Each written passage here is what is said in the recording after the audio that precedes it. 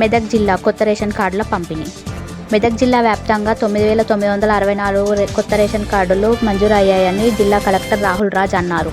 మెదక్ జిల్లా వెల్దుర్తి మండల కేంద్రంలోని రైతు వేదిక ఆవరణలో ఏర్పాటు చేసిన కొత్త రేషన్ కార్డుల పంపిణీ కార్యక్రమంలో కలెక్టర్ రాహుల్ రాజ్ 100 కోట్లు కూడా మనకి స్కీమ్ స్టార్ట్ అయినప్పటి నుంచి కూడా మహిళలకు ఆదా కావడం జరిగింది. అంటే ఏ స్కీమ్ తీసుకున్నా కానీ మహిళలను ముందుండి ప్రభుత్వం ఎందుకు నడిపిస్తా ఉన్నదంటే ఒకసారి ఆ మహిళలకు వాళ్ళకి డబ్బు అంతా కూడా ఉచిత బస్సు సౌకర్యం వల్ల కానివ్వండి, 500కే గ్యాస్ కానివ్వండి, లేకపోతే 200 యూనిట్ల లోపు వరకు కూడా ఉచిత కరెంటు కానివ్వండి.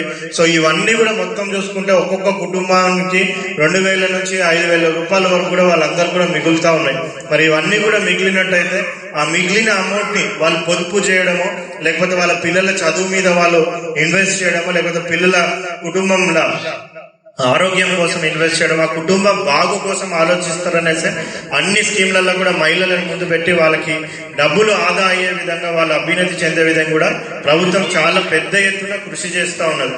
మన గౌరవ ముఖ్యమంత్రి గారు ఏదైతే రేషన్ కార్డ్స్ పంపిణీ కార్యక్రమం చేయాలని చెప్పడం జరిగిందో దాన్ని ఆల్రెడీ ఒకసారి ఇప్పుడు మన పెద్దలు మోడీ గారు చెప్పినట్టుగా మన ఇన్ఛార్జ్ మంత్రి గారు వచ్చినప్పుడు నర్సాపూర్లో ప్రారంభించుకొని తర్వాత మళ్ళీ కూడా ఏంటంటే ఈ యొక్క వారం 25వ తారీఖు నుంచి ఇప్పటి వరకు కూడా మరి 10వ తారీఖు వరకు ఫస్ట్ నుంచి 25వ తారీఖు నుంచి 10వ తారీఖు వరకు ఈ యొక్క కార్యక్రమాన్ని ప్రతి మండల హెడ్ క్వార్టర్లో చేయాలి అని చెప్పి చెప్పడంతో మళ్ళీ మన మండలానికి రావడం జరుగుతుంది.